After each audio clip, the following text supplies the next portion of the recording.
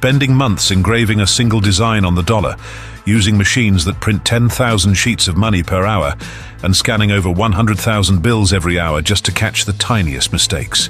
Sounds intense, right? That's just a glimpse into how the US government prints money. A little history. Before 1862, there was no single US currency. People paid for goods with gold coins, silver dollars, or even banknotes issued by local banks.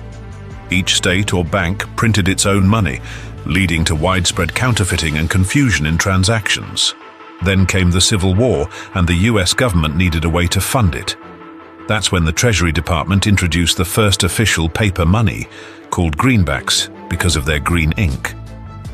These bills were different from what we use today. They didn't have fancy security features, and their value was shaky at first. But they were a big step toward a national currency.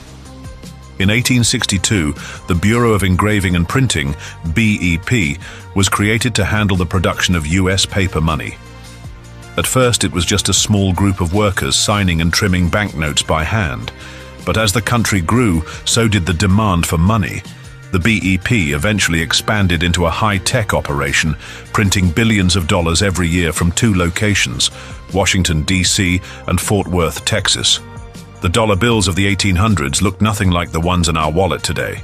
They were bigger, had different designs, and didn't have the same security features we see now. Over time, money had to evolve to stay ahead of counterfeiters. Now let's look at the materials involved in printing these dollar bills. Materials used in printing money. Several people say paper money all the time, right? Well, fun fact, US money isn't actually made of paper. If anyone ever tried to print a dollar bill using regular printer paper, it would feel completely different and fall apart pretty quickly. Real US bills are made from a super tough material that's 75% cotton and 25% linen. That's why dollar bills feel different from the pages of a book or a school notebook. This special blend makes the money strong enough to last for years, even if it gets wet, crumpled, or shoved into your pocket 100 times. And here's something cool. Only one company in the entire world is allowed to make this money paper. It's called Crane Currency, and they've been supplying the US with this special material for over 150 years. The government keeps a close eye on it because, well, we wouldn't want just anyone making money paper at home. Now let's talk about ink. It is common knowledge that the back of every US bill is green. That's been a thing since the 1800s, which is why people sometimes call dollars greenbacks. But there's a lot more to the ink on money than just green. The front of the bill is printed in black ink for most of the designs, while the big number in the lower right-hand corner, on $10 bills and higher, is printed with color-shifting ink. It changes from copper to green when you tilt it.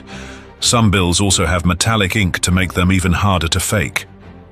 And the best part, the Bureau of Engraving and Printing, BEP, mixes its own ink.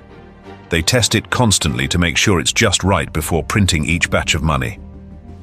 After learning the materials, let's now move to the processes involved in printing this money. The money printing process. Ever wondered how dollar bills are made? It's not as simple as pressing print on a computer. Making US money is a long and super detailed process with multiple steps.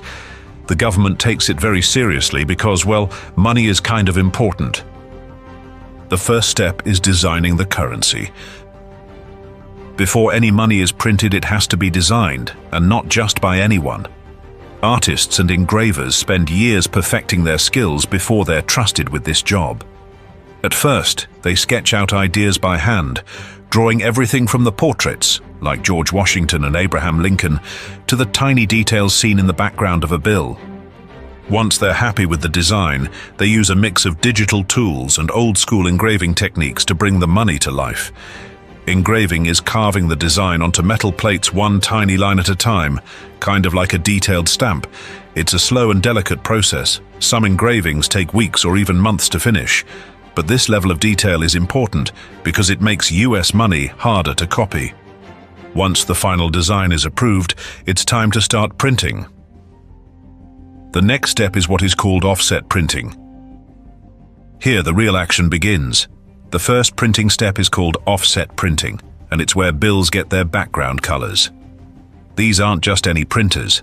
They are massive machines that are more than 50 feet long and weigh 70 tons. They work super fast, printing up to 10,000 sheets of money per hour. The front and back of the bill get printed at the same time using special magnetic ink. The colors on the bill blend smoothly, making it even harder for counterfeiters to copy. $1 and $2 bills skip this step. They go straight to the next stage. Once the background is printed, the sheets need to dry before moving to the next step. This drying process takes at least 72 hours. After the offset printing, there's the intaglio printing, plate printing. Now this is where the real magic happens. The intaglio printing process is what gives dollar bills their slightly raised texture. You know, that rough feel when you run your fingers over a bill. Special engraved metal plates are covered in thick ink. The extra ink is wiped away, leaving ink only in the deep grooves of the engraving, and a sheet of money paper is pressed against the plate under tons of pressure, transferring the ink onto the bill. This method adds all the important details like the portrait of the person on the bill, the big numbers showing the bill's value, and all the small, intricate designs. The reason this process is so important is that fake printers can't copy it. The ink sits on top of the bill in a way that can't be duplicated with normal printing. But this ink isn't like regular ink. It takes 3 whole days to dry completely. The next step is the letterpress printing.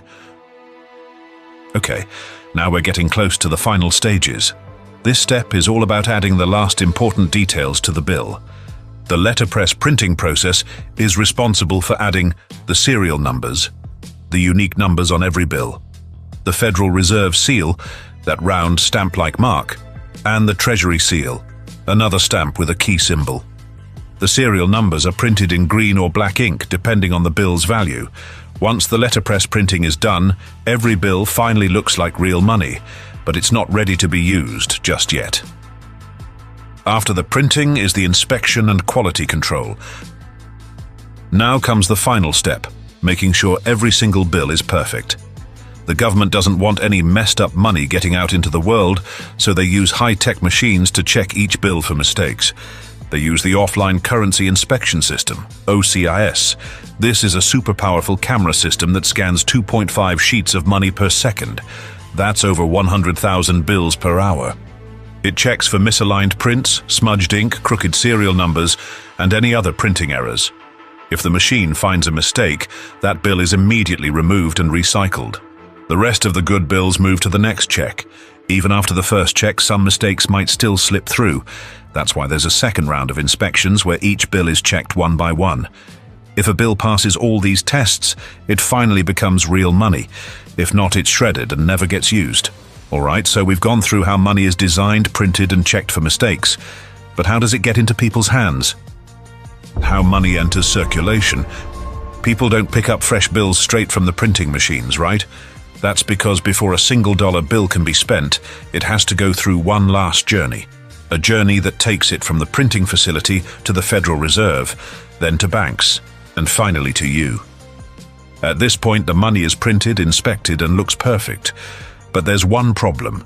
It's still in huge uncut sheets. Each sheet has either 32 or 50 bills on it, depending on the denomination. So now it's time to cut them up into individual bills. This job is done by giant cutting machines called guillotines. And no, not the kind used in old movies. These are ultra-precise machines that slice both vertically and horizontally to make sure every bill is exactly the right size. Each bill has to be 6.14 inches long and 2.61 inches wide. If a bill isn't cut perfectly, it's thrown out. The government doesn't play around when it comes to making sure every dollar is flawless. Once the bills are cut, they get stacked into bricks of 100 bills each. Ever seen those bundles of money in movies with paper straps around them? That's exactly how they look at this stage. But they don't stop at just 100 bills. Here's how they group them. A brick equals 1,000 bills, 10 stacks of 100. A bundle equals 4,000 bills, 4 bricks together. A skid equals 64,000 bills, 16 bundles in a big metal container. Now these stacks of money are finally ready to leave the printing facility, but they're not going straight to the local bank just yet. You might think that once the money is printed, it belongs to the US government. But technically, that's not true. The Federal Reserve, or the Fed, is the organization that actually controls how much money goes into the economy.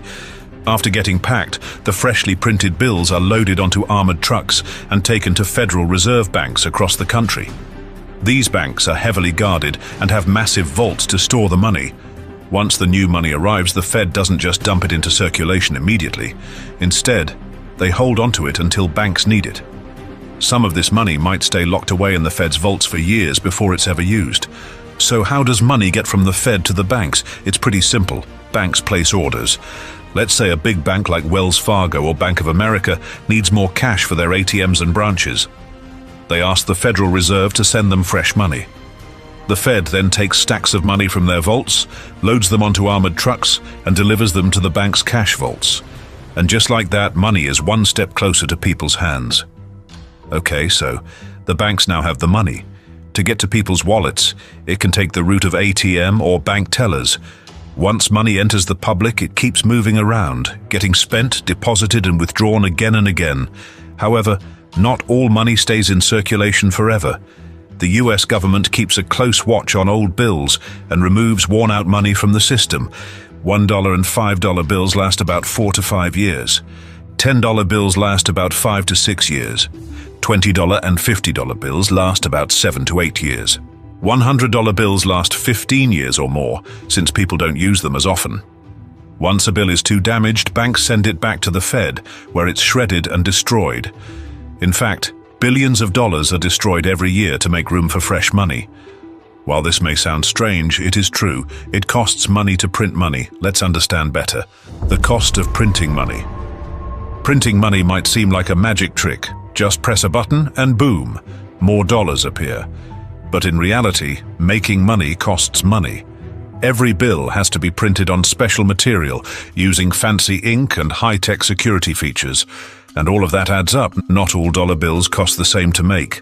The price depends on the size of the bill and the security features it has. $1 and $5 bills costs about 2.8 cents per bill. $10 bill costs about 3.2 cents per bill. $20 and $50 bills costs about 3.7 cents per bill, and $100 bill costs about 8.6 cents per bill because of its fancy security features. Surprisingly, printing a $100 bill costs almost 3 times more than printing a $1 bill. Why? Because higher value bills need extra security features like 3D ribbons and color-shifting ink to stop counterfeiters. For the most part, yes. The US has one of the most efficient money printing systems in the world. The Bureau of Engraving and Printing, BEP, prints billions of dollars every year while keeping costs fairly low. But there are some inefficiencies too. For example, old money wears out and has to be destroyed and replaced, and coins are more expensive to make than they're worth. It costs 1.76 cents to make a penny, which is more than a penny is even worth. Despite these challenges, the US keeps money production as cost-effective as possible, making sure that every bill is built to last. While it costs a lot to print money, there are people who feel they can print their own money, and this is known as counterfeiting. Let's look at the measures the US government has taken to avoid it. Counterfeiting and security measures. Imagine if anyone could just print their own money at home. Sounds cool, right? But if everyone did that, money wouldn't be worth anything. That's why the government has crazy good security features to make sure no one can make fake bills, also known as counterfeiting. Believe it or not, people have been trying to copy money for hundreds of years. But as counterfeiters get smarter, the government fights back by making money harder and harder to fake. The dollar bills have microprinting, tiny words hidden in the design, and it's almost impossible to copy with a regular printer. For example, on a $100 bill, on Ben Franklin's collar, there are the words "the United States of America," printed so small that anyone would need a magnifying glass to read them. Ever notice that shiny blue ribbon woven into a $100 bill? It's not just for decoration, it's one of the best anti-counterfeiting features out there. When tilted, the little hundreds and bells inside the ribbon move and change direction. This happens because of tiny, high-tech lenses built into the ribbon. No regular printer can copy this, making the $100 bill one of the hardest to fake. Also, on a $10 bill or higher, the big number in the bottom right corner changes color when you tilt it. It shifts from copper to green, which is something regular ink just can't do. This makes it super easy to check if a bill is real. Just tilt it and watch the magic happen. Interested in learning some information about crime in the United States? Check our video, The Richest Crime Families in America. Please don't forget to subscribe for our YouTube channel for more coming programs.